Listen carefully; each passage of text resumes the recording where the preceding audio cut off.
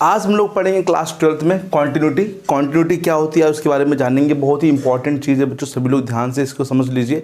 किस प्रकार से कॉन्टिन्यूटी चेक करते हैं, कोई भी गिवन फंक्शन होगा तो किस प्रकार से उसकी कॉन्टिन्यूटी हम लोग चेक करेंगे, ठीक है। तो समझिए सभी लोग, सबसे पहले क्या करेंगे, हम लोग ग्राफ से चेक करते हैं। सबसे पहले ग्राफ देख लेते हैं। जब आपको कभी ग्राफ दिया जाए, जैसे कोई भी ग्राफ दिया जाए, आपको कहीं से भी ग्राफ दिया जाए, तो ग्राफ में आप लोग को ये चेक करना है कि ग्राफ कहीं से ब्रेक तो नहीं है।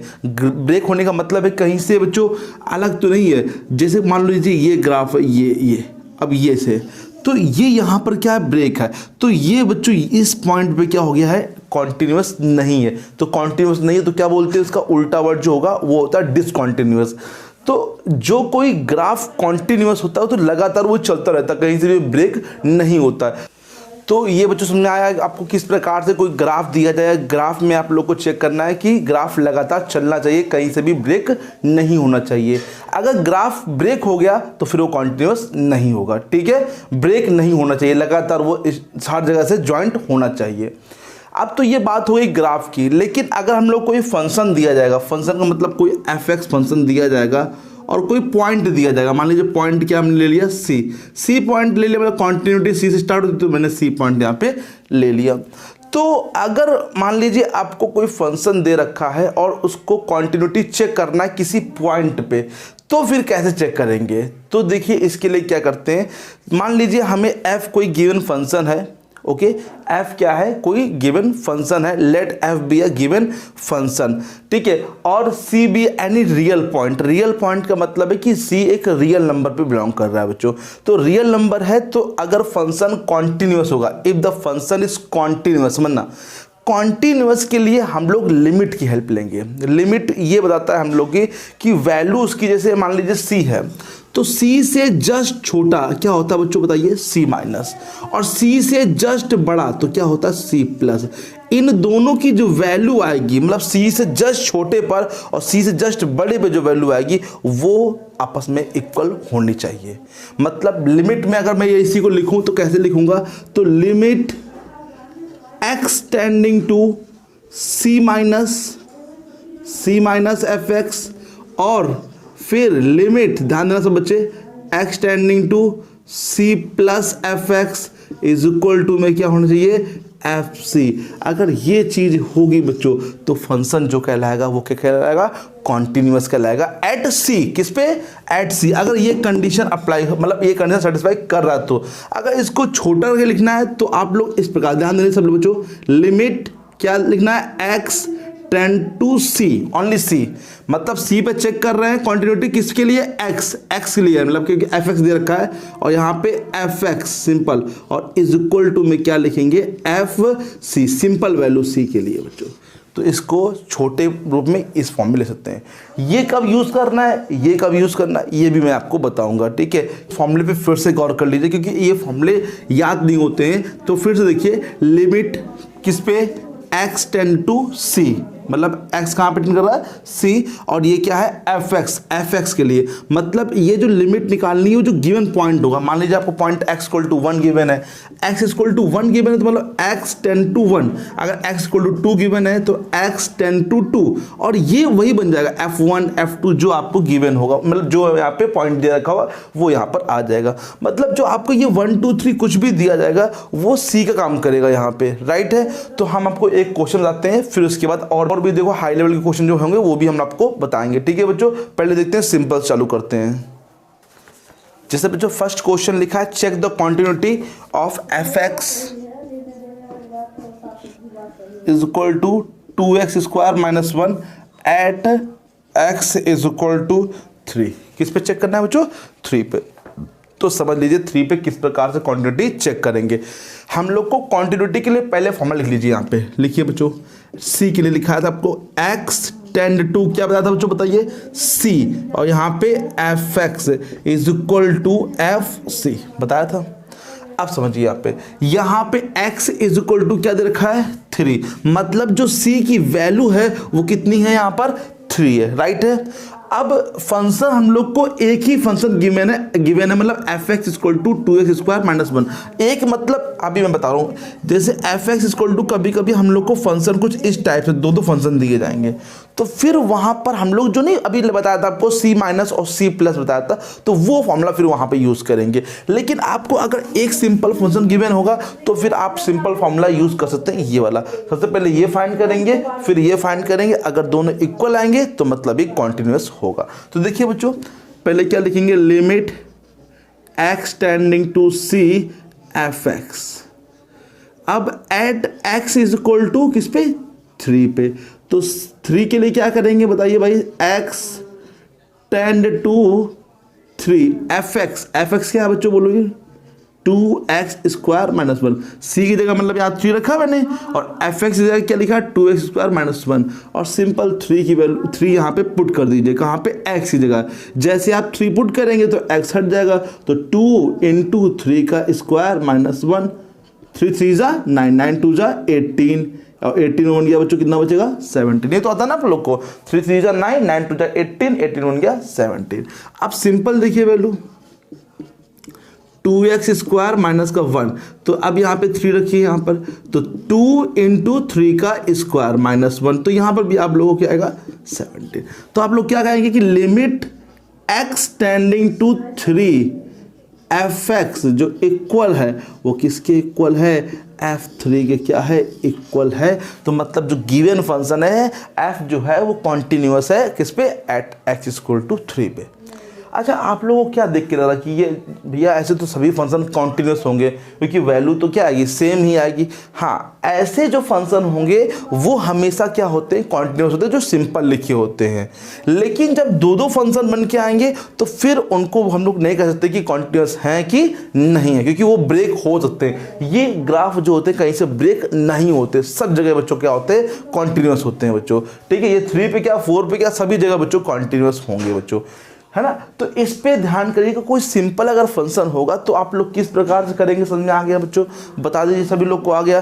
कोई दिक्कत है तो बोलिए बच्चों। Limit x tending to c fx is equal to क्या है, fc है ना। तो लिमिट x c की जगह हम लोग क्या रखेंगे, 3, फिर 3x की जगह रखेंगे, तो लिमिट को हटा देंगे तभी तो 3 पुट करेंगे। और सिंपल वैल्यू मतलब x जगह 3 पुट कर लीजिए, बिना सिंपल वाला लिमिट लिए मतलब सिंपल वैल्यू पुट कर दीजिए, तो आंसर आ जाएगा। ये समझ में आया, एक सिंपल सा मैंने क्वेश्चन लिया 1 मार्क्स का, है ना, वेरी शॉर्ट। अब थोड़ा सा लेवल बड़ा करते हैं, ठीक है बच्चों। चलिए देखिए बच्चों, नेक्स्ट क्वेश्चन लिखा है so that the function fx is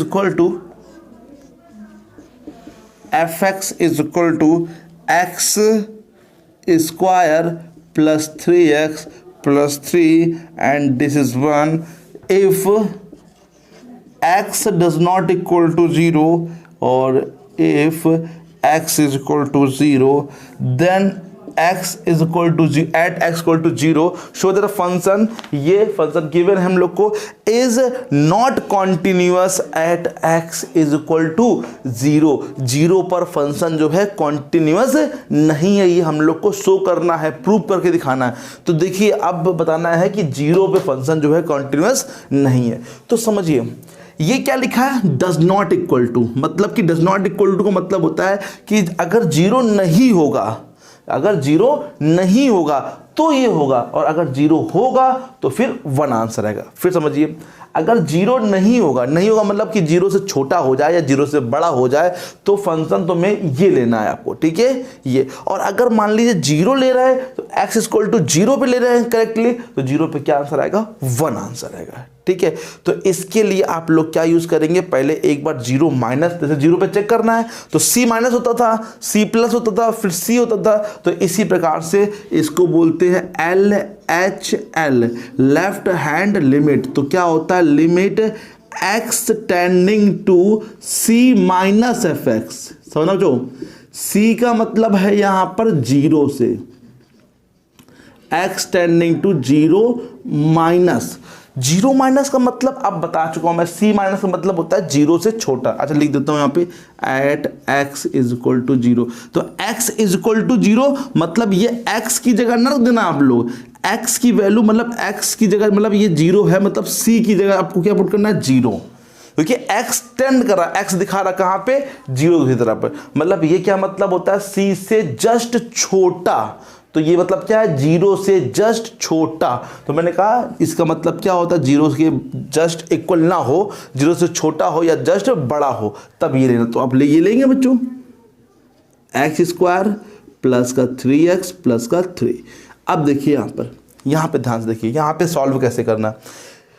जैसे यहाँ पे कुछ भी लिखा हो, जैसे अभी तो 0 लिखा है, अगर कुछ भी लिखा हो, 1 माइनस लिखा हो, 2 माइनस लिखा हो, 3 माइनस, तो आप समझ जाएगा 1 माइनस का मतलब क्या होगा, 1 से जस्ट छोटा, 2 माइनस 2 से जस्ट छोटा, 3 माइनस 3 से जस्ट छोटा। तो जो भी चीज़ लिखी होगी उसका मतलब उससे छोटा होगा ना। तो अभी आप यहाँ पे समझिए, लिमिट मैं यहाँ पे कर दूंगा h टेंड टू 0। क्या कर दूंगा, h टेंड टू 0। आपको भी यही करना, कुछ भी लिखा हो, 1 माइनस 2 माइनस 3 माइनस 100 माइनस कुछ भी लिखा हो, h टेंड टू 0 ही करना है।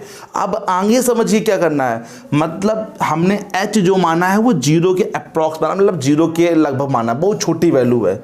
ये लिखा है x जो है वो 0 से छोटा है, तो जो x, ये x लिखा है, इसको लिख देंगे, यहाँ x लिखा है बच्चों, तो इसको लिख देंगे 0 से छोटा। कितना छोटा है भैया, मैंने क्या माना, h माना, तो h ले लो यहाँ पे। अब x ये लिखा है, तो प्लस की जगह प्लस, 3 की जगह 3, ये क्या लिखेंगे, 0 से छोटा प्लस 3। बिल्कुल सही है। बता दीजिए कोई दिक्कत हो भाई, यहाँ पे समझिए ना, 0 से जस्ट छोटा, तो x जगह क्या आएगा, 0 माइनस h का भाई स्क्वायर लगाना है, तो स्क्वायर लगाइए यहाँ पे 3। अब ब्रैकेट लगाओ कि दो टर्म बनना है ना, तब ब्रैकेट तो लगाएंगे ना यार, तो ब्रैकेट लगा के लिखेंगे x की जगह 0 माइनस h। यहाँ भी मैंने ब्रैकेट लगाया है, नहीं आया, बताइए। अच्छा एक मिनट समझिए, जैसे लिखिए बाई चांस भैया पूछिए आप लोग कि यहाँ भैया 1 लिखेंगे तो क्या लिखा हो, 1 माइनस लिखा होता तो क्या लिखते, तो 1 लिखा होता तो यहाँ पे लिखते 1 माइनस h। क्या लिखते, 1 माइनस h। 2 लिखा होता तो 2 माइनस h, क्योंकि 1 माइनस का मतलब होता है 1 से जस्ट छोटा, राइट है ना। चलिए आप समझिए यहाँ पे। अब भाई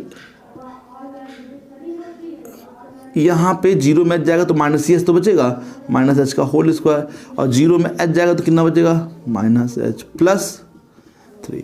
0 पुट करिए, h की जगह 0 पुट करिए, 0 मतलब स्क्वायर तो 0 हो जाएगा, यहाँ पे भी 0, यहाँ माइनस लगा देते हैं, जानने लगाओ कोई दिक्कत नहीं है। ये 0 तो क्या बचा बच्चों, 3। अब समझिए R H L आ गया ना सब लोग को। जैसे ही 0 पुट करेंगे लिमिट को हटा देंगे, ओके। तो अब समझिए limit x tending to c plus fx। c मतलब कहाँ पे टेंड कराना बच्चों, तो आइए 0 पे ना, तो 0 प्लस, और fx क्या है, 0 से, देखिए fx ये लिया जाए, क्यों, क्योंकि 0 से बड़ा है। तो लीजिए बच्चों x स्क्वायर प्लस का 3x प्लस का 3। चलिए अब बताइए यहाँ क्या लिखेंगे, h टेंडिंग टू 0, ये क्या लिखेंगे, 0 प्लस h का whole square plus 3, 0 plus h plus 3, ये 0 हो जाएगा 0, तो ये 0, और फिर से ये 0 प्लस 0, ये 3, तो 3 आ रहा है। अब बात करते हैं सिंपल f0 की। देखिए इसका मतलब होता है 0 से छोटा, सही बात है, 0 से प्लस मतलब 0 से बड़ा, इसका मतलब होता है 0 के इक्वल, और 0 के इक्वल पे कितनी वैल्यू है बच्चों, 1 है। देखिए यहाँ पर तो 3 आ रहा, बट ये कितना आ रहा, 1 आ रहा। तो क्या लिखेंगे, limit x tending to 0, simple लिखिए, 0 लिखे ना, 0 पे है ना, 0 fx does not equal to f0। अब इसको समझ लीजिए भाई, लिखने का तरीका समझिए। अब यहाँ पे 0 माइनस निकाला आपने, 0 प्लस निकाला, दोनों सेम आए ना, दोनों सेम आए तो कोई दिक्कत नहीं है। यहाँ पे लिखिए कि limit x tending to 0, simple.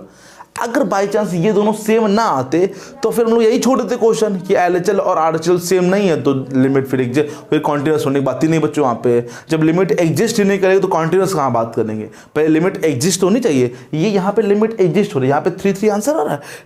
लेकिन यहाँ पर ये दोनों जो चीज़ें हैं, मतलब ये चीज़ और ये चीज़ जो इक्वल नहीं है, तो क्या लिखेंगे, लिमिट x टेंड्स टू यहाँ पे 0, simple, fx does not equal to f0, therefore function is not continuous at x equal to 0। आया समझ में, बताइए, आ गया ना।